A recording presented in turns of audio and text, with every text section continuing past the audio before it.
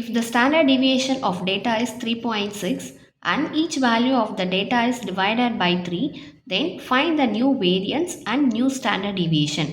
So some set of data னுடைய standard deviation எவ்வளோ கொடுத்துருக்காங்கன்னு பார்த்தீங்கன்னா 3.6. ஒவ்வொரு டேட்டாவும் பார்த்தீங்கன்னா டிவைடட் பை 3 அப்படின்னு கொடுத்துருக்காங்க. என்ன ஃபைண்ட் பண்ண சொல்லியிருக்காங்க, ரெண்டு கொஷின் ரைஸ் பண்ணியிருக்காங்க. New variance and new standard deviation find பண்ண சொல்லி கேட்டிருக்காங்க. ஸோ பாருங்கள், ஸ்டாண்டர்ட் டிவியேஷன் சிக்மா ரெப்ரசன்ட் பண்ணுவோம் 3.6ன்னு கொடுத்துருக்காங்க. ஒவ்வொரு டேட்டாவும் 3ஆல் டிவைட் பண்ண சொல்லியிருக்காங்க. வேரியன்ஸ் சிக்மா ஸ்கொயர் ஃபைண்ட் பண்ண சொல்லியிருக்காங்க. நியூ ஸ்டாண்டர்ட் டிவியேஷன் சிக்மா கேட்குறாங்க. ஸோ ப்ரீவியஸ் சம்மில் டிக்ரீஸ்டுன்னு கொடுத்துருப்பாங்க. ஸோ இன்க்ரீஸ்டு ஆர் டிக்ரீஸ்டுன்னு சொன்னாங்கன்னா அதில் எந்த சேஞ்சஸும் வராது. இங்கே டிவைடட் ஆர் மல்டிப்ளைன்னு சொன்னாங்கன்னா ஸ்டாண்டர்ட் டிவியேஷன் கண்டிப்பாக நமக்கு சேஞ்ச் ஆகும். So new standard deviation sigma equal to 3.6. இங்கே டிவைட் பண்ண சொன்னாங்கன்னா கொடுத்துருக்க ஸ்டாண்டர்ட் டிவியேஷனை நீங்களும் டிவைட் பண்ணுங்கள். என்ன வேல்யூவில் டிவைட் பண்ண சொல்லியிருக்காங்கன்னா 3. அப்போ 3ஆல் டிவைட் பண்ணுங்கள். ஸோ இப்போ 3ஆல் டிவைட் பண்ணோம் அப்படின்னா உங்களுக்கு பார்த்தீங்கன்னா 1.2.